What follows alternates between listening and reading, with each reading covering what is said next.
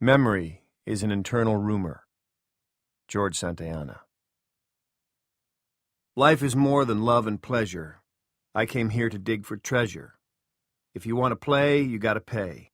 You know it's always been that way. We all came to dig for treasure. Shark Puppy. How to draw a picture. 1. Start with a blank surface. It doesn't have to be paper or canvas, but I feel it should be white. We call it white because we need a word, but its true name is nothing. Black is the absence of light, but white is the absence of memory, the color of can't remember. How do we remember to remember? That's a question I've asked myself often since my time on Duma Key, often in the small hours of the morning, looking up into the absence of light, remembering absent friends. Sometimes in those little hours, I think about the horizon. You have to establish the horizon. You have to mark the white. A simple enough act, you might say, but any act that remakes the world is heroic. Or so I've come to believe. Imagine a little girl, hardly more than a baby. She fell from a carriage almost 90 years ago, struck her head on a stone, and forgot everything. Not just her name, everything. And then one day she recalled just enough to pick up a pencil and make that first hesitant mark across the white. A horizon line, sure, but also a slot for blackness to pour through. Still, imagine that small hand lifting the pencil, hesitating, and then marking the white. Imagine the courage of that first effort to reestablish the world by picturing it. I will always love that little girl, in spite of all she has cost me. I must. I have no choice. Pictures are magic, as you know. 1. My Other Life. 1. My name is Edgar Fremantle. I used to be a big deal in the building and contracting business. This was in Minnesota, in my other life. I learned that my other life thing from wiremen. I want to tell you about wiremen, but first let's get through the Minnesota part. Gotta say it, I was a genuine American boy success there. Worked my way up in the company where I started, and when I couldn't work my way any higher there, I went out and started my own. The boss of that company I left laughed at me, said I'd be broke in a year. I think that's what most bosses say when some hot young pocket rocket goes off on his own. For me, everything worked out. When Minneapolis-St. Paul boomed, the Fremantle Company boomed. When things tightened up, I never tried to play big. But I did play my hunches, and most played out well. By the time I was 50, Pam and I were worth $40 million. And we were still tight. We had 2 girls, and at the end of our particular golden age, Ilsa was at Brown and Melinda was teaching in France as part of a foreign exchange program. At the time things went wrong, my wife and I were planning to go and visit her. I had an accident at a job site. It was pretty simple. When a pickup truck, even a Dodge Ram with all the bells and whistles, argues with a 12-story crane, the pickup is going to lose every time. The right side of my skull only cracked. The left side was slammed so hard against the Ram's doorpost that it fractured in 3 places. Or maybe it was 5. My memory is better than it used to be, but it's still a long way from what it once was. The doctors called what happened to my head a contre-coup injury, and that kind of thing often does more damage than the original hit. My ribs were broken, my right hip was shattered, and although I retained 70% of the sight in my right eye, more on a good day, I lost my right arm. I was supposed to lose my life, but didn't. I was supposed to be mentally impaired thanks to the contre-coup thing, and at first I was, but it passed. Sort of. By the time it did, my wife had gone, and not just sort of. We were married for 25 years, but you know what they say, shit happens. I guess it doesn't matter. Gone is gone, and over is over. Sometimes that's a good thing. When I say I was mentally impaired, I mean that at first I didn't know who people were, even my wife, or what had happened. I couldn't understand why I was in such pain. I can't remember the quality of that pain now, 4 years later. I know that I suffered it, and that it was excruciating, but it's all pretty academic. It wasn't academic at the time. At the time, it was like being in hell and not knowing why you were there. At first, you were afraid you'd die. Then you were afraid you wouldn't. That's what Wireman says. And he would have known. He had his own season in hell. Everything hurt all the time. I had a constant ringing headache. Behind my forehead, it was always midnight in the world's biggest clock shop. Because my right eye was fucked up, I was seeing the world through a film of blood, and I hardly knew what the world was. Nothing had a name. I remember one day when Pam was in the room. I was still in the hospital, and she was standing by my bed. I was extremely pissed that she should be standing when there was a thing to sit on right over in the cornhole. "Bring the friend," I said. "Sit in the friend." "What do you mean, Edgar?" she asked. "The friend, the buddy," I shouted. "Bring over the fucking pal, you dump bitch." My head was killing me and she was starting to cry. I hated her for that. She had no business crying, because she wasn't the one in the cage looking at everything through a red blur. She wasn't the monkey in the cage. And then it came to me. "Bring over the chum and sit down." It was the closest my rattled, fucked-up brain could come to chair. I was angry all the time. There were 2 older nurses that I called Dry Fuck 1 and Dry Fuck 2, as if they were characters in a dirty Dr. Seuss story. There was a candy striper I called Pilch Lozenge. I have no idea why, but that nickname also has some sort of sexual connotation. To me, at least. When I grew stronger, I tried to hit people. Twice I tried to stab Pam, and on one of those 2 occasions I succeeded, although only with a plastic knife. She still needed a couple of stitches in her forearm. There were times when I had to be tied down. Here is what I remember most clearly about that part of my other life. A hot afternoon toward the end of my month-long stay in an expensive convalescent home, the expensive air conditioning broken, tied down in my bed, a soap opera on the television, 1,000 midnight bells ringing in my head, pain burning and stiffening my right side like a poker, my missing right arm itching, my missing right fingers twitching, no more OxyContin due for a while. I don't know how long, because telling time is beyond me. And a nurse swims out of the red, a creature coming to look at the monkey in the cage, and the nurse says, "Are you ready to visit with your wife?" And I say, only if she brought a gun to shoot me with. You don't think that kind of pain will pass, but it does. Then they ship you home and replace it with the agony of physical rehabilitation.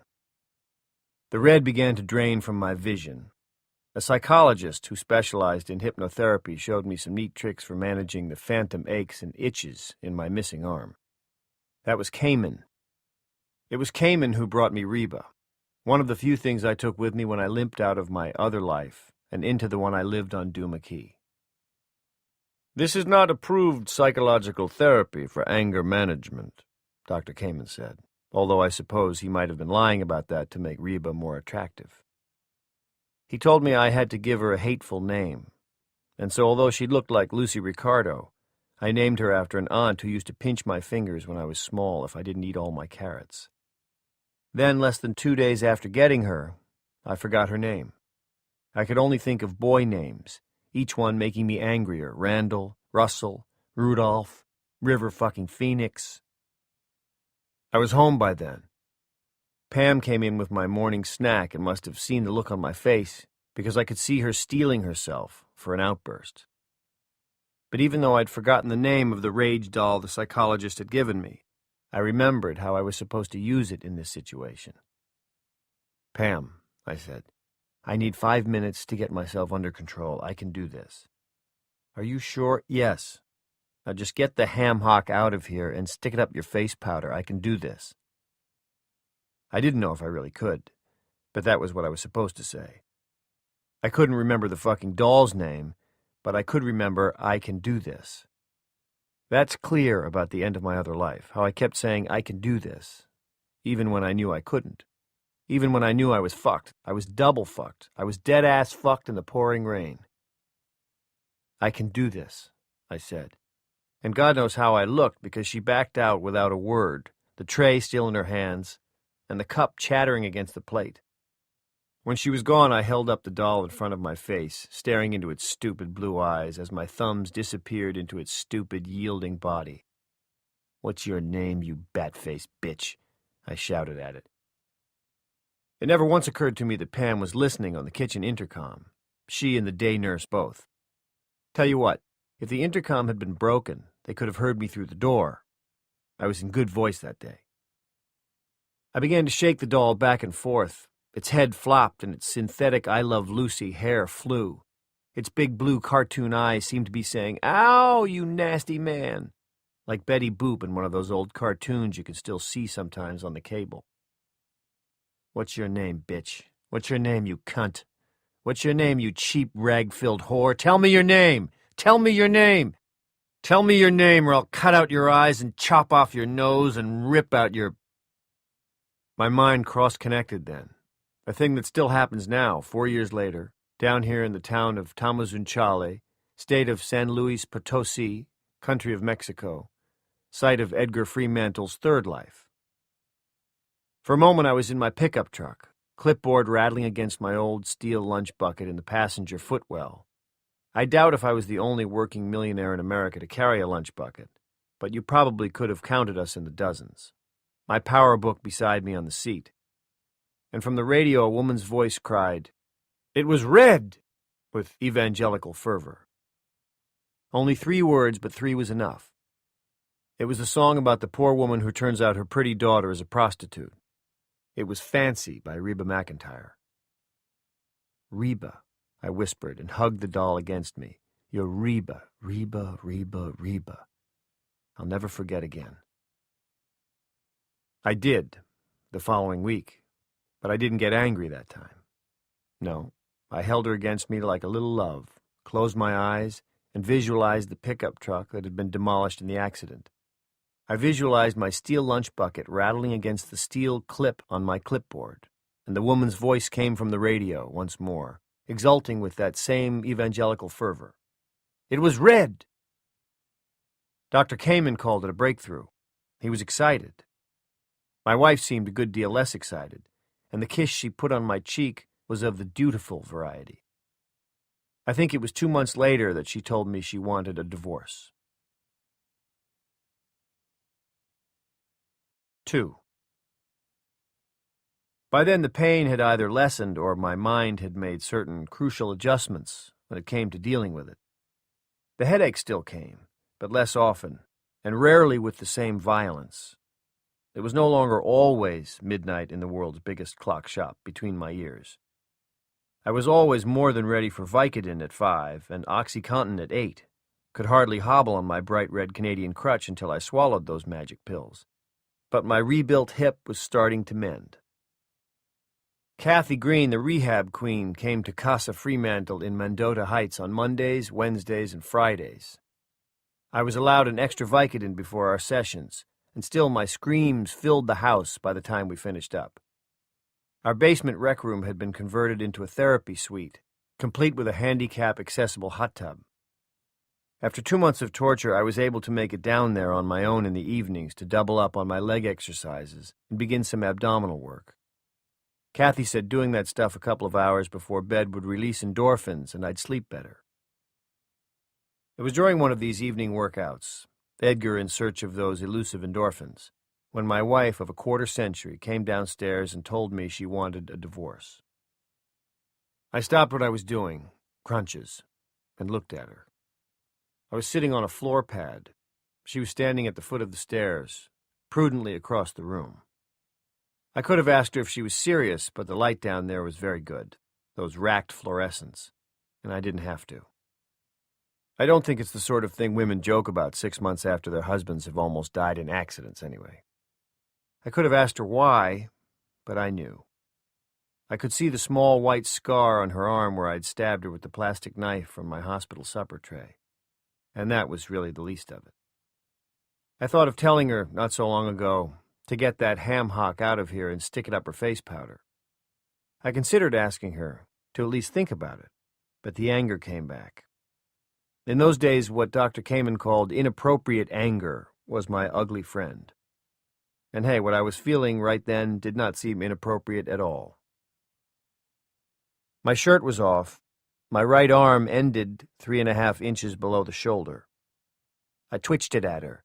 The twitch was the best I could do with the muscle that was left. "This is me," I said, "giving you the finger. Get out of here if that's how you feel. Get out, you quitting birch." The first tears had started rolling down her face, but she tried to smile. It was a pretty ghastly effort. "Bitch, Edgar," she said. "The word is bitch." "The word is what I say it is," I said, and began to do crunches again. It's harder than hell to do them with an arm gone. Your body wants to pull and corkscrew to that side. I wouldn't have left you. That's the point. I wouldn't have left you. I would have gone on through the mud and the blood and the piss and the spilled beer. "It's different," she said. She made no effort to wipe her face. "It's different and you know it. I couldn't break you in two if I got into a rage." "I'd have a hell of a job breaking you in two with only 1 amp, I said, doing crunches faster. "You stuck me with a knife." As if that were the point. It wasn't, and we both knew it. A plastic rudder knife is what it was. I was half out of my mind, and it'll be your last words on your fucking deathbed. Eddie staffed me with a plastic fife. Goodbye, cruel world. "You choked me," she said in a voice I could barely hear. I stopped doing crunches and gaped at her. The clock shop started up in my head. Bang a gong, get it on. "What are you saying? I choked you? I never choked you." "I know you don't remember, but you did. And you're not the same." "Oh, quit it. Save the new age bullshit for the guy you're..." I knew the word, and I could see the man it stood for, but it wouldn't come. "For that bald fuck you see in his office." "My therapist," she said. And of course that made me angrier. She had the word and I didn't, because her brain hadn't been shaken like Jell-O. "You want a divorce? You can have a divorce. Throw it all away. Why not? Only go do the alligator somewhere else. Get out of here." She went upstairs and closed the door without looking back. And it wasn't until she was gone that I realized I'd meant to say crocodile tears. Go cry your crocodile tears somewhere else. Oh well. Close enough for rock and roll. That's what Wireman says. And I was the one who ended up getting out. 3. Except for Pam, I never had a partner in my other life. Edgar Fremantle's 4 rules for success, feel free to take notes, were: never borrow more than your IQ times 100. Never borrow from a man who calls you by your first name on first acquaintance. Never take a drink while the sun's still up, and never take a partner you wouldn't be willing to embrace naked on a waterbed. I did have an accountant I trusted, however, and it was Tom Riley who helped me move the few things I needed from Mendota Heights to our smaller place on Lake Phelan. Tom, a sad 2-time loser in the marriage game, worried at me all the way out. "You don't give up a house in a situation like this," he said, "not unless the judge kicks you out. It's like giving up home field advantage in a playoff game." I didn't care about home field advantage. I only wanted him to watch his driving. I winced every time a car coming the other way looked a little too close to the center line. Sometimes I stiffened and pumped the invisible passenger brake. As for getting behind the wheel again myself, I thought never sounded about right. Of course, God loves surprises. That's what Wireman says. Kathy Green, the rehab queen, had only been divorced once, but she and Tom were on the same wavelength. I remember her sitting cross-legged in her leotard, holding my feet and looking at me with grim outrage. Here you are, just out of death's motel, and short an arm, and she wants to call it off. Because you poked her with a plastic hospital knife, when you could barely remember your own name? Fuck me till I cry. Doesn't she understand that mood swings and short-term memory loss following accident trauma are common? She understands that she's scared of me, I said. Yeah? Well, listen to your mama, Sonny Jim.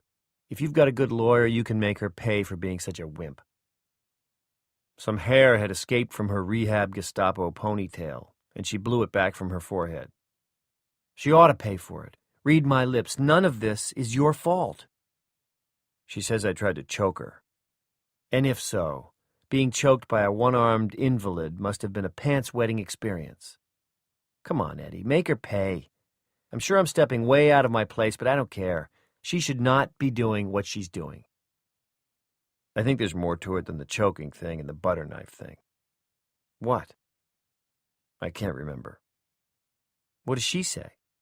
She doesn't. But Pam and I had been together a long time, and even if love had run out into a delta of passive acceptance, I thought I still knew her well enough to know that yes, there had been something else. There was still something else, and that was what she wanted to get away from. 4. Not long after I relocated to the place on Lake Phelan, the girls came to see me, the young women. They brought a picnic hamper. We sat on the piney-smelling lake porch, looked out at the lake, and nibbled sandwiches. It was past Labor Day by then, most of the floating toys put away for another year. There was also a bottle of wine in the hamper, but I only drank a little. On top of the pain medication, alcohol hit me hard. A single beer could turn me into a slurring drunk. The girls, the young women, finished the rest between them, and it loosened them up. Melinda, back from France for the second time since my argument with the crane, and not happy about it, asked me if all adults in their 50s had these unpleasant regressive interludes. Did she have that to look forward to? Ilsa, the younger, began to cry, leaned against me and asked why it couldn't be like it was. Why couldn't we, meaning her mother and me, be like we were? Lynn told her this wasn't the time for Illy's patented baby act, and Illy gave her the finger. I laughed. I couldn't help it. Then we all laughed. Lynn's temper and Ilsa's tears weren't pleasant, but they were honest, and as familiar to me as the mole on Ilsa's chin, or the faint vertical frown line, which in time would deepen into a groove between Lynn's eyes. Linny wanted to know what I was going to do, and I told her I didn't know.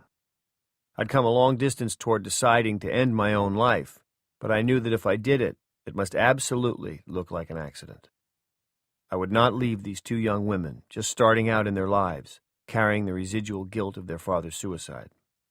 Nor would I leave a load of guilt behind for the woman with whom I had once shared a milkshake in bed, both of us naked and laughing, and listening to the Plastic Ono band on the stereo. After they'd had a chance to vent, after a full and complete exchange of feelings, in Dr. Kamen speak, my memory is that we had a pleasant afternoon, looking at old photo albums and reminiscing about the past. I think we even laughed some more, but not all memories of my other life were to be trusted. Wireman says that when it comes to the past, we all stack the deck. Ilsa wanted us all to go out to dinner, but Lynn had to meet someone at the public library before it closed, and I said I didn't feel much like hobbling anywhere.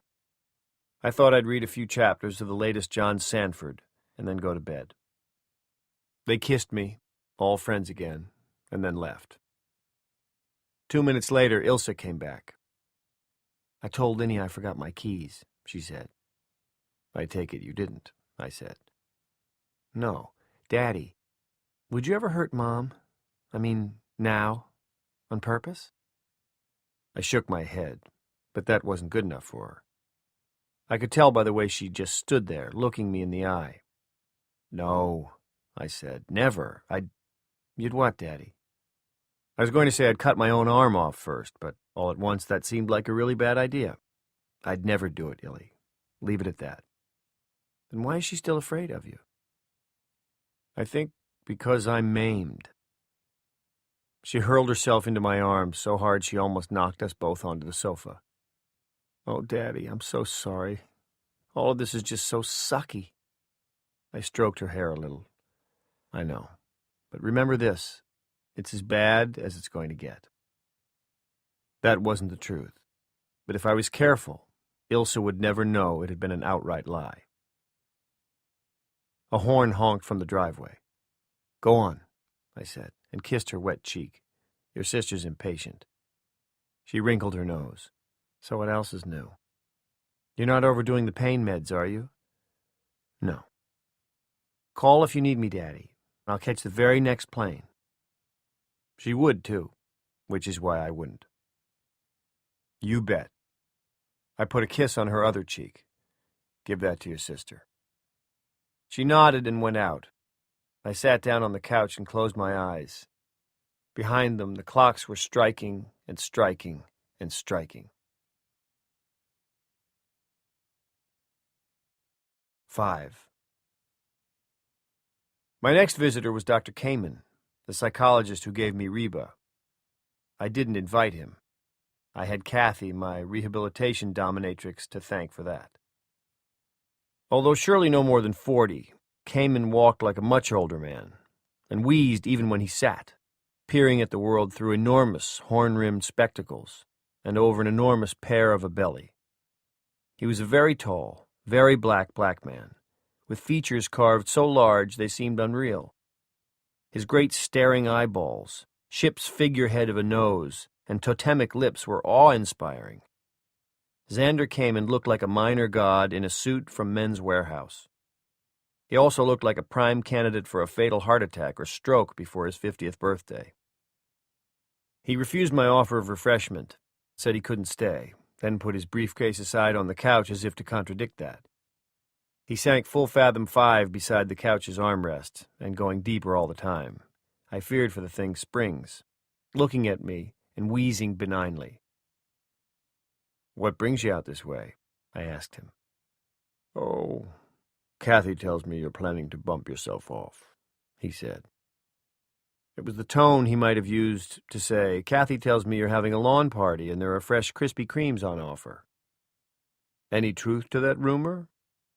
I opened my mouth, then closed it again.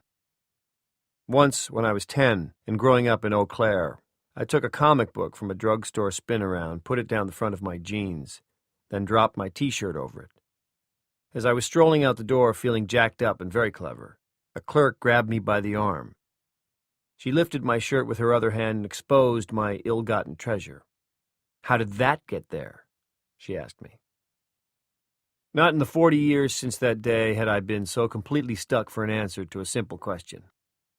Finally, long after such a response could have any weight, I said, "That's ridiculous. I don't know where she could have gotten such an idea." "No?" "No. Sure you don't want a Coke?" "Thanks, but I'll pass." I got up and got a Coke from the kitchen fridge. I tucked the bottle firmly between my stump and my chest wall, possible but painful. I don't know what you may have seen in the movies, but broken ribs hurt for a long time, and spun off the cap with my left hand. I'm a southpaw. Caught a break there, muchacho, as Wireman says. "I'm surprised you take her seriously in any case," I said as I came back in. "Kathy's a hell of a physical therapist, but a head shrinker she's not." I paused before sitting down. "Neither are you, actually, in the technical sense." Kamen cupped an enormous hand behind an ear that looked roughly the size of a desk drawer. "Do I hear a ratcheting noise? I believe I do." "What are you talking about?" "It's the charmingly medieval sound a person's defenses make when they go up." He tried an ironic wink, but the size of the man's face made irony impossible. He could only manage burlesque. Still, I took the point. "As for Kathy Green, you're right. What does she know? All she does is work with paraplegics, quadriplegics, accident-related amps like you, and people recovering from traumatic head injuries, again, like you. For 15 years, Kathy's done this work. She's had the opportunity to watch 1,000 maimed patients reflect on how not even a single second of time can ever be called back. So how could she possibly recognize the signs of pre-suicidal depression?" I sat in the lumpy easy chair across from the couch and stared at him sullenly. Here was trouble, and Kathy Green was more. He leaned forward, although given his girth a few inches was all he could manage. "You have to wait," he said. I gaped at him. He nodded. "You're surprised, yes. But I'm not a Christian, let alone a Catholic. And on the subject of suicide, my mind is open. Yet I'm a believer in responsibilities. I know that you are, too. And I tell you this, if you kill yourself now, Even 6 months from now, your wife and daughters will know.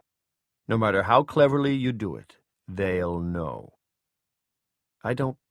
He raised his hand. And the company that insures your life, for a very large sum, I'm sure, they'll know too. They may not be able to prove it, but they'll try very hard. The rumors they start will hurt your girls, no matter how well armored against such things you may think they are. Melinda was well armored. Ilsa, however, was a different story. When Melinda was mad at her, she called Illy a case of arrested development, but I didn't think that was true. I thought Illy was just tender, and in the end, they may prove it. Kamen shrugged his enormous shoulders. How much of a death duty that might entail, I couldn't guess, but I'm sure it would erase a great deal of your life's treasure. I wasn't thinking about the money. I was thinking about a team of insurance investigators sniffing around whatever I set up, and all at once I began to laugh. Kamen sat with his huge, dark brown hands on his doorstop knees, looking at me with his little, I've seen everything smile. Except on his face nothing was little. He let my laughter run its course and then asked me what was so funny. You're telling me I'm too rich to kill myself, I said. I'm telling you not now, Edgar. And that's all I'm telling you. I'm also going to make a suggestion that goes against a good deal of my own practical experience, but I have a very strong intuition in your case, the same sort of intuition that caused me to give you the doll. I propose you try a geographical. Beg pardon? It's a form of recovery often attempted by late-stage alcoholics. They hope that a change of location will give them a fresh start, turn things around. I felt a flicker of something. I won't say it was hope, but it was something. It rarely works, Kamen said. The old-timers in Alcoholics Anonymous, who have an answer for everything, it's their curse as well as their blessing, although very few ever realize it, like to say, put an asshole on a plane in Boston, an asshole gets off in Seattle. So where does that leave me? I asked. Right now it leaves you in suburban St. Paul. What I'm suggesting is that you pick some place far from here and go there. You're in a unique position to do so, given your financial situation and marital status. For how long? At least a year. He looked at me inscrutably. His large face was made for such an expression. Etched on King Tut's tomb, I believe it might have made even Howard Carter consider. And if you do anything at the end of that year, Edgar, for God's sake, no, for your daughter's sake, make it look good. He had nearly disappeared into the old sofa. Now he began to struggle up again. I stepped forward to help him, and he waved me away. He made it to his feet at last, wheezing more loudly than ever, and took up his briefcase. He looked down at me from his height of 6.5 feet, those staring eyeballs with their yellowish corneas made even larger by his glasses, which had very thick lenses. Edgar, does anything make you happy? I considered the surface of this question, the only part that seemed safe, and said, I used to sketch. It had actually been a little more than just sketching, but that was long ago. Since then, other things had intervened, marriage, a career, both of which were now going or gone. When? As a kid. I thought of telling him I'd once dreamed of art school, had even bought the occasional book of reproductions when I could afford to, and then didn't. In the last 30 years, my contribution to the world of art had consisted of little more than doodles while taking telephone calls, and it had probably been 10 years since I bought the sort of picture book that belongs on a coffee table where it can impress your friends. Since then, I considered lying, didn't want to seem like a complete fixated drudge, but stuck to the truth. One-armed men should tell the truth whenever possible. Wireman doesn't say that, I do. No. Take it up again, Kamen advised. You need hedges. Hedges, I said, bemused. Yes, Edgar. He looked surprised and a little disappointed, as if I had failed to understand a very simple concept. Hedges against the night. 6. A week or so later, Tom Riley came to see me again. By then the leaves had started to turn color, and I remember the clerks putting up Halloween posters in the Walmart where I bought my first sketch pads since college. Hell, maybe since high school. What I remember most clearly about that visit is how embarrassed and ill at ease Tom seemed. I offered him a beer and he took me up on it. When I came back from the kitchen, he was looking at a pen and ink I'd done. 3 palm trees silhouetted against an expanse of water, a bit of screened-in porch jutting into the left foreground. "This is pretty good," he said. "You do this?" "Nah, the elves. They come in the night, cobble my shoes, draw the occasional picture." He laughed too hard and set the picture back down on the desk. "Don't look much like Minnesota there," he said, doing a Swedish accent. "I copied it out of a book," I said. I had actually used a photograph from a realtor's brochure. It had been taken from the so-called Florida room of Salmon Point, the place I had just leased for a year. I had never been in Florida, not even on vacation, but that picture had called to something deep in me.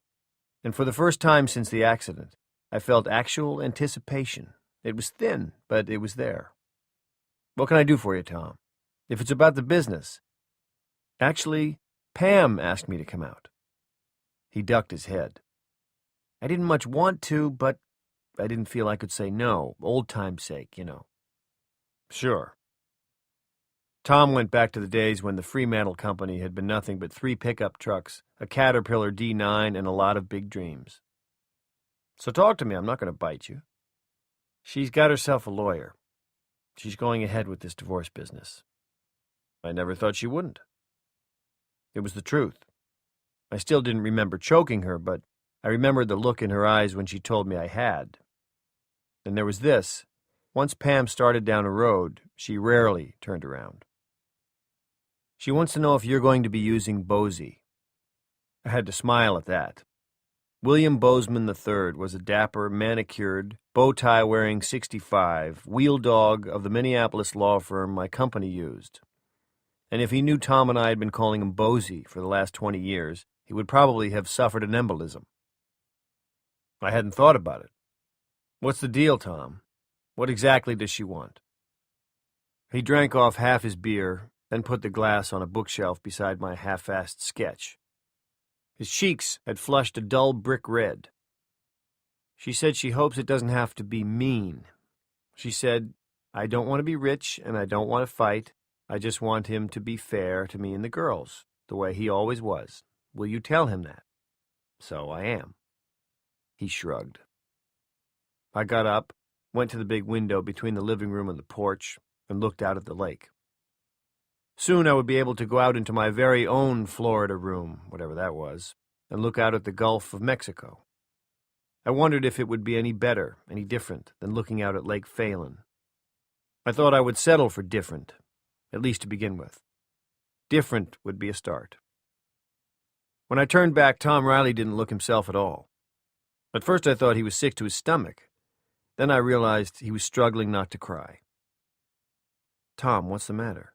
I asked. He tried to speak and produced only a watery croak. He cleared his throat and tried again. "Boss, I can't get used to seeing you this way. With just the one arm, I'm so sorry." It was artless, unrehearsed, and sweet. A straight shot to the heart. I think there was a moment when we were both close to bawling, like a couple of sensitive guys on the Oprah Winfrey Show. That idea helped me get myself under control again. "I'm sorry, too," I said.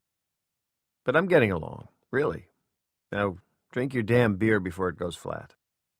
He laughed and poured the rest of his grain belt into the glass. "I'm going to give you an offer to take back to her," I said. "If she likes it, we can hammer out the details. Do-it-yourself deal, no lawyers needed." "Are you serious, Eddie?" "I am. You do a comprehensive accounting, so we have a bottom-line figure to work with. We divide the swag into 4 shares. She takes 3, 75%. For her and the girls, I take the rest." The divorce itself? Hey, Minnesota's a no-fault state. After lunch, we can go out to Borders and buy Divorce for Dummies. He looked dazed. Is there such a book? I haven't researched it, but if there isn't, I'll eat your shirts. I think the saying is, eat my shorts. Isn't that what I said? Never mind. Eddie, that kind of deal is going to trash the estate. Ask me if I give a shit. Or a shirt, for that matter. I still care about the company, and the company is fine, intact, and being run by people who know what they're doing. As for the estate, all I'm proposing is that we dispense with the ego that usually allows the lawyers to swallow the cream. There's plenty for all of us, if we're reasonable. He finished his beer, never taking his eyes off me. Sometimes I wonder if you're the same man I used to work for, he said. That man died in his pickup, I said. 7. Pam took the deal, and I think she might have taken me again instead of the deal if I'd offered. It was a look that came and went on her face like sunshine through clouds when we had our lunch to discuss the details. But I didn't offer. I had Florida on my mind, that refuge of the newlywed and the nearly dead. And I think in her heart of hearts, even Pam knew it was for the best. Knew that the man who had been pulled out of his ruined Dodge Ram, with his steel hard hat crushed around his ears like a crumpled pet food can, wasn't the same guy who'd gotten in. The life with Pam and the girls and the construction company was over. There were no other rooms in it to explore. There were, however, doors. The one marked suicide was currently a bad option, as Dr. Kamen had pointed out. That left the one marked Duma Key. One other thing occurred in my life before I slipped through that door, though. It was what happened to Monica Goldstein's Jack Russell Terrier, Gandalf. 8. If you've been picturing my convalescent retreat as a lakeside cottage, standing in splendid isolation at the end of a lonely dirt road in the North Woods, you'd better think again. We're talking your basic suburbia. Our place by the lake stood at the end of Astor Lane, a paved street running from East Hoyt Avenue to the water. Our closest neighbors were the Goldsteins. In the middle of October, I finally took Kathy Green's advice and began to walk. These were not the great beach walks I took later, and I came back from even these short outings with my bad hip crying for mercy, and more than once with tears standing in my eyes. But they were steps in the right direction. I was returning from one of these walks when Mrs. Fevereau hit Monica's dog. I was 3/4 of the way home when the Fevereau woman went past me in her ridiculous mustard-colored Hummer. As always, she had her cell phone in one hand and a cigarette in the other. As always, she was going too fast. I barely noticed, and I certainly didn't see Gandalf dash into the street up ahead, concentrating only on Monica, coming down the other side of the street in full Girl Scout. I was concentrating on my reconstructed hip. As always near the end of my short strolls, this so-called medical marvel felt packed with roughly 10,000 tiny points of broken glass. Then tires yowled, and a little girl's scream joined them. Gandalf, no! For a moment I had a clear and unearthly vision of the crane that had almost killed me, the world I'd always lived in suddenly eaten up by a yellow much brighter than Mrs. Fevereau's Hummer, and black letters floating in it, swelling, getting larger, Link Belt. Then Gandalf began to scream too, and the flashback, what Dr. Kamen would have called a recovered memory, I suppose, was gone. Until that afternoon in October 4 years ago, I hadn't known dogs could scream. I broke into a lurching, crabwise run, pounding the sidewalk with my red crutch. I'm sure it would have appeared ludicrous to an onlooker, but no one was paying any attention to me. Monica Goldstein was kneeling in the middle of the street beside her dog, which lay in front of the Hummer's high boxy grill. Her face was white above her forest green uniform, from which a sash of badges and medals hung. The end of this sash was soaking in a spreading pool of Gandalf's blood. Mrs. Fevereau half jumped and half fell from the Hummer's ridiculously high driver's seat. Ava Goldstein came running from the front door of the Goldstein house, crying her daughter's name. Mrs. Goldstein's blouse was half-buttoned, Her feet were bare. "Don't touch him, honey. Don't touch him," Mrs. Fevereux said. She was still holding her cigarette, and she puffed nervously at it. Monica paid no attention. She stroked Gandalf's side. The dog screamed again when she did. It was a scream. And Monica covered her eyes with the heels of her hands. She began to shake her head. I didn't blame her. Mrs. Fevereux reached out for the girl but changed her mind. She took 2 steps back, leaned against the high side of her Hummer, and looked up at the sky. Mrs. Goldstein knelt beside her daughter. "Honey, oh honey, please don't." Gandalf lay in the street in a pool of his spreading blood, howling. And now I could also remember the sound the crane had made, not the meep, meep, meep it was supposed to make. Its backup warning had been broken, but the juddering stutter of its diesel engine and the sound of its treads eating up the earth. "Get her inside, Ava," I said. "Get her in the house." Mrs. Goldstein got an arm around her daughter's shoulders and urged her up. "Come on, honey, come inside." "Not without Gandalf." Monica was 11 and mature for her age, but in those moments she had regressed to 3. "Not without my doggie." Her sash, the last 3 inches now sodden with blood, thwapped against the side of her skirt, and a long line of blood spattered down her calf. "Monica, go in and call the vet," I told her. "Say Gandalf's been hit by a car. Say he has to come right away. I'll stay with your dog while you do." Monica looked at me with eyes that were more than grief-stricken, more than shocked. They were crazy. I knew that look well. I'd seen it often in my own mirror. "Do you promise? Big swear, mother's name?" "Big swear, mother's name. Go on." She went with her mother, casting one more look back over her shoulder and uttering one more bereft wail before starting up the steps to her house.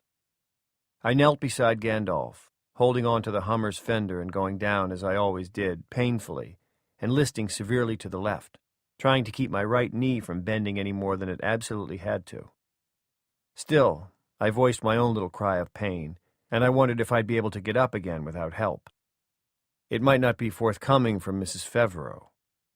She walked over to the left-hand side of the street with her legs stiff and wide apart, then bent at the waist as if bowing to royalty, and vomited in the gutter.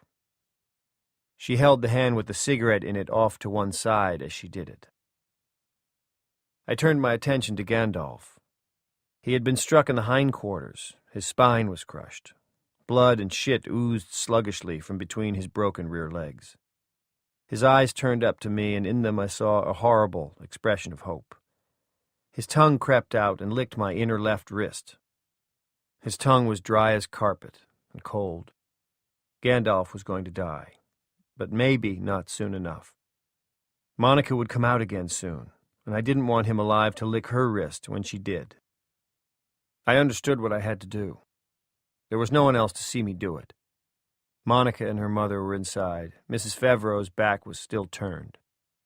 If others on this little stub of a street had come to their windows, or out on their lawns, the Hummer blocked their view of me sitting beside the dog, with my bad right leg awkwardly outstretched. I had a few moments, but only a few. And if I stopped to think about what I was doing, my chance would be lost. So I took Gandalf's upper body in my arms, and without a pause, I'm back at the Sutton Avenue site, where the Fremantle Company is getting ready to build a 40-story bank building. I'm in my pickup truck. Reba McEntire's on the radio singing Fancy. I suddenly realized the crane's too loud, even though I haven't heard any backup beeper. And when I look to my right, the part of the world that should be in that window is gone. The world on that side has been replaced by yellow. Black letters float there, link belt. They're swelling.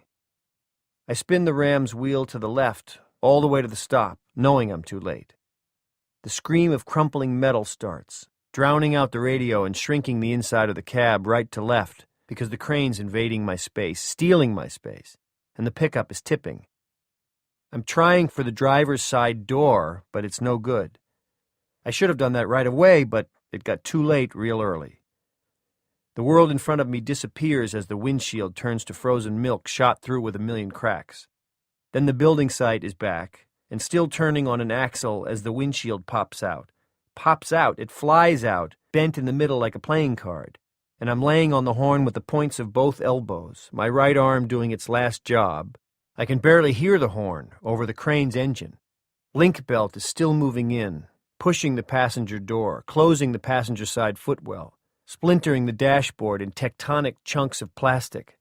The shit from the glove compartment floats around, the radio goes dead, my lunch bucket is tanging against my clipboard, and here comes Link belt.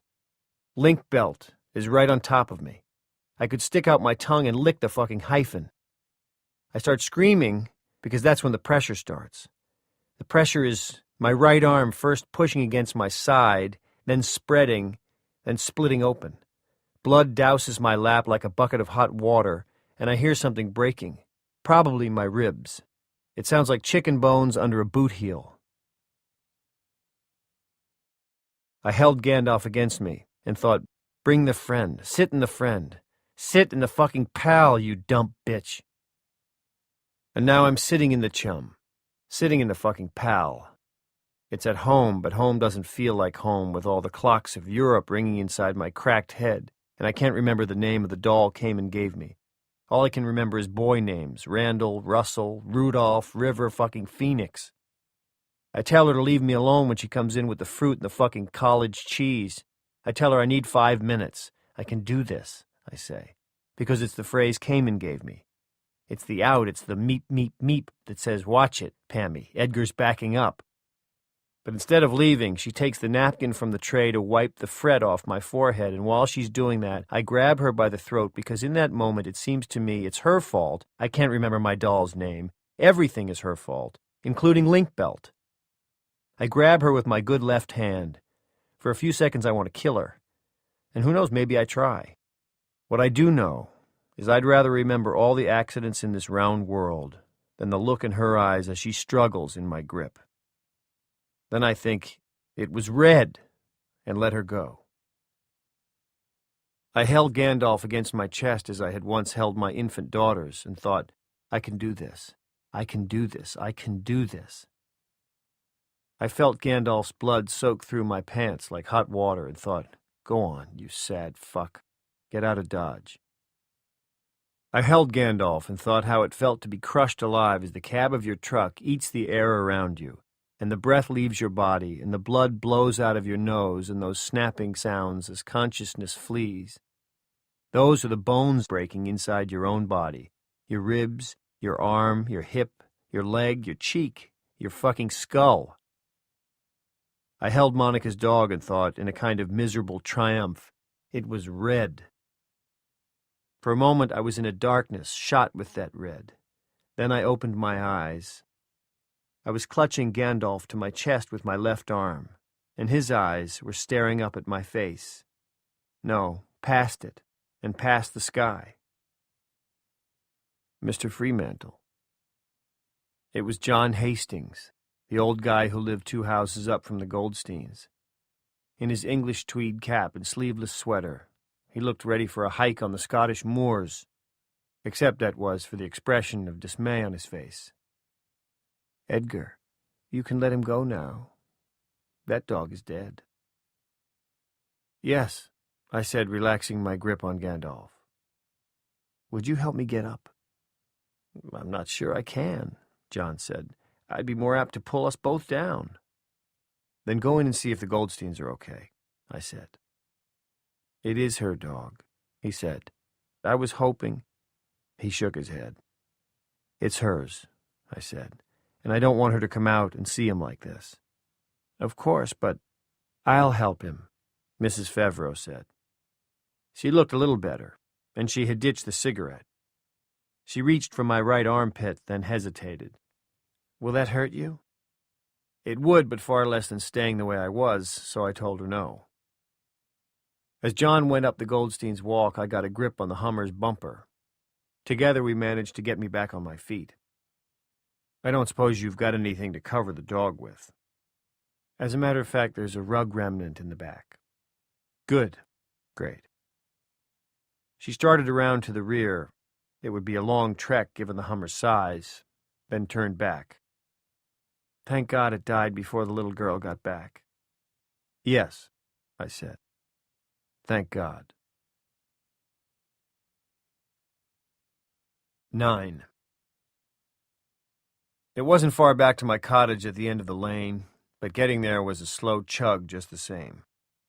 By the time I arrived, I had developed an ache in my hand that I thought of as crutch fist, and Gandalf's blood was stiffening on my shirt. There was a card tucked in between the screen and the jamb of the front door. I pulled it out. Below a smiling girl giving the Girl Scout salute was this message. A friend from the neighborhood came to see you, with news of delicious Girl Scout cookies. Although she didn't find you in today, we'll call again. See you soon. Monica had dotted the I in her name with a smiley face. I crumpled the card up and tossed it into the wastebasket as I limped to the shower. My shirt, jeans, and blood-spotted underwear I tossed into the trash. I never wanted to see them again. 10. My 2-year-old Lexus was in the driveway, but I hadn't been behind the wheel of a vehicle since the day of my accident. A kid from the nearby JUCO ran errands for me 3 days a week. Kathy Green was also willing to swing by the closest supermarket if I asked her, or take me to Blockbuster before one of our little torture sessions. Afterward, I was always too wiped out. If you had told me I'd be driving again that fall, I would have laughed. It wasn't my bad leg. The very idea of driving put me in a cold sweat. But not long after my shower, that's what I was doing. Sliding behind the wheel, keying the ignition, and looking over my right shoulder as I backed down the driveway. I had taken 4 of the little pink OxyContin pills instead of the usual 2, and was gambling they'd get me to and from the Stop and Shop near the intersection of East Hoyt and East Shore Drive without freaking out or killing anyone. I didn't tarry at the supermarket. It wasn't grocery shopping at all in the normal sense, just a quick bombing run. One stop at the meat case followed by a limping jaunt through the 10 items or less express lane. No coupons, nothing to declare. Still, by the time I got back to Astor Lane, I was officially stoned. If a cop had stopped me, I never would have passed a field sobriety test. None did. I passed the Goldstein's house, where there were 4 cars in the driveway, at least half dozen more parked at the curb, and lights streaming from every window. Monica's mom had called for backup on the chicken soup hotline, and it looked like plenty of relatives had responded. Good for them. And good for Monica. Less than a minute later, I was turning into my own driveway. In spite of the medication, my right leg throbbed from switching back and forth between the gas and the brake, and I had a headache, a plain old-fashioned tension headache. My main problem, however, was hunger. It was what had driven me out in the first place. Only hunger was too mild a word for what I was feeling. I was ravenous, and the leftover lasagna in the fridge wouldn't do. There was meat in it, but not enough. I lurched into the house on my crutch, head swimming from the OxyContin, got a fry pan from the drawer under the stove and slung it onto one of the burners. I turned the dial to high, barely hearing the flump of igniting gas. I was too busy tearing the plastic wrap from a package of ground sirloin. I threw it in the fry pan and mashed it flat with the palm of my hand before scrabbling a spatula out of the drawer beside the stove. Coming back into the house, shucking my clothes and climbing into the shower, I'd been able to mistake the flutters in my stomach for nausea. It seemed like a reasonable explanation. By the time I was rinsing away the soap, though, the flutters had settled into a steady, low rumble, like the idle of a powerful motor. The drugs had damped it down a little bit, but now it was back, worse than ever. If I'd ever been this hungry in my life, I couldn't remember when. I flipped the grotesquely large meat patty and tried to count to 30. I figured a 30 count on high heat would be at least a nod in the direction of what people mean when they say cooking meat. If I'd thought to flip on the fan and vent the aroma, I might have made it. As it was, I didn't even get to 20. At 17, I snatched a paper plate, flipped the hamburger onto it, and wolfed the half-raw ground beef while I leaned against the cabinet. About halfway through, I saw the red juice seeping out of the red meat and got a momentary but brilliant picture of Gandalf looking up at me while blood and shit oozed from the wrecked remains of his hindquarters, matting the fur on his broken rear legs. My stomach didn't so much as quiver, just cried impatiently for more food. I was hungry. Hungry. 11. That night I dreamed I was in the bedroom I had shared for so many years with Pam. She was asleep beside me and couldn't hear the croaking voice coming from somewhere below in the darkened house. Newly wed, nearly dead. Newly wed, nearly dead. It sounded like some mechanical device stuck in a groove. I shook my wife, but she just turned away from me. Dreams mostly tell the truth, don't they? I got up and went downstairs, holding the banister to compensate for my bad leg. And there was something odd about how I was holding that familiar length of polished rail. As I approached the bottom of the staircase, I realized what it was. Fair or not, it's a righty's world. Guitars are made for righties, and school desks, and the control panels on American cars. The banister of the house I'd lived in with my family was no exception. It was on the right because, although my company had built the house from my plans, my wife and both our daughters were right-handers, and majority rules. But still, my hand was trailing down the banister. Of course, I thought, because it's a dream. Just like this afternoon, you know. Gandalf was no dream, I thought back. And the voice of the stranger in my house, closer than ever, repeated, "Newly wed, nearly dead," over and over. Whoever it was, the person was in the living room. I didn't want to go in there. No, Gandalf was no dream, I thought. Maybe it was my phantom right hand having these thoughts. The dream was killing him. Had he died on his own then? Was that what the voice was trying to tell me? Because I didn't think Gandalf had died on his own. I thought he had needed help. I went into my old living room. I wasn't conscious of moving my feet. I went in the way you move in dreams, as if it's really the world moving around you, streaming backward like some extravagant trick of projection. And there, sitting in Pam's old Boston rocker, was Reba the anger management doll, now grown to the size of an actual child. Her feet, clad in black Mary Janes, swung back and forth just above the floor at the end of horrible, boneless pink legs. Her shallow eyes stared at me. Her lifeless strawberry curls bounced back and forth. Her mouth was smeared with blood, and in my dream I knew it wasn't human blood or dog's blood, but the stuff that had oozed out of my mostly raw hamburger, the stuff I had licked off the paper plate when the meat was gone. "The bad frog chased us," Reba cried. "It has teeth." 12. That word, teeth, was still ringing in my head when I sat up with a cold puddle of October moonlight in my lap. I was trying to scream and producing only a series of silent gasps. My heart was thundering. I reached for the bedside lamp and mercifully avoided knocking it on the floor, although once it was on, I saw that I'd pushed the base halfway out over the drop. The clock radio claimed it was 3:19 a.m. I swung my legs out of bed and reached for the phone. "If you really need me, call me," Kamen had said, "any time, day or night." And if his number had been in the bedroom phone's memory, I probably would have. But as reality reasserted itself, the cottage by Lake Phelan, not the house in Mendota Heights, no croaking voice downstairs, the urge passed. Reba, the anger management doll in the Boston rocker, and grown to the size of an actual child. Well, why not? I had been angry, although at Mrs. Fevereux rather than at poor Gandalf. And I had no idea what toothy frogs had to do with the price of beans in Boston. The real question, it seemed to me, was about Monica's dog. Had I killed Gandalf, or had he just expired? Or maybe the question was why I'd been so hungry afterward. Maybe that was the question. So hungry for meat. I took him in my arms, I whispered. "Your arm, you mean, because now one is all you've got. Your good left."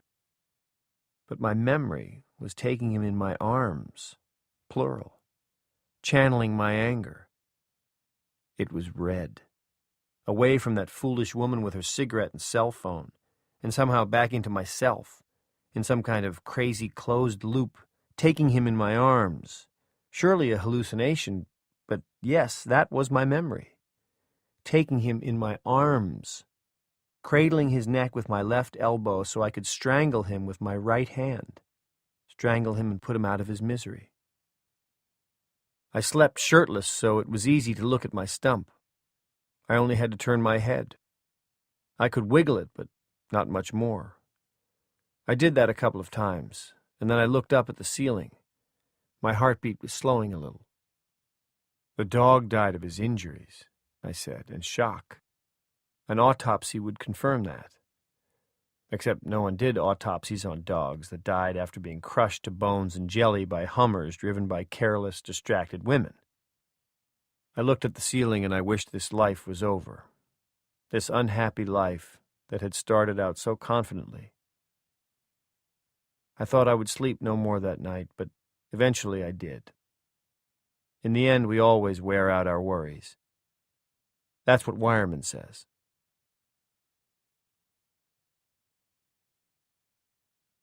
How to draw a picture. 2. Remember that the truth is in the details. No matter how you see the world, or what style it imposes on your work as an artist, the truth is in the details. Of course, the devil's there too. Everyone says so.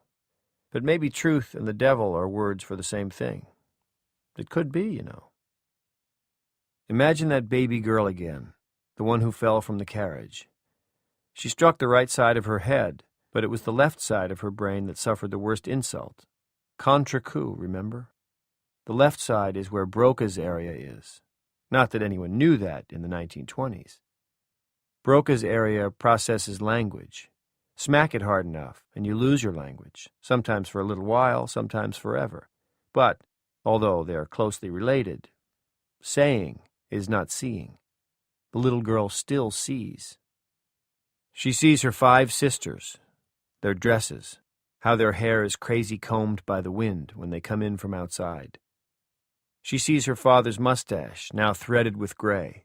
She sees Nan Melda, not just the housekeeper, but the closest thing to a mother this little girl knows. She sees the scarf Nanny wraps around her head when she cleans. She sees the knot in the front, at the very top of Nan Melda's high brown forehead. She sees Nan Melda's silver bracelets and how they flash star points in the sunshine that falls through the windows. Details. Details. The truth is in the details. And does seeing cry out to saying, even in a damaged mind?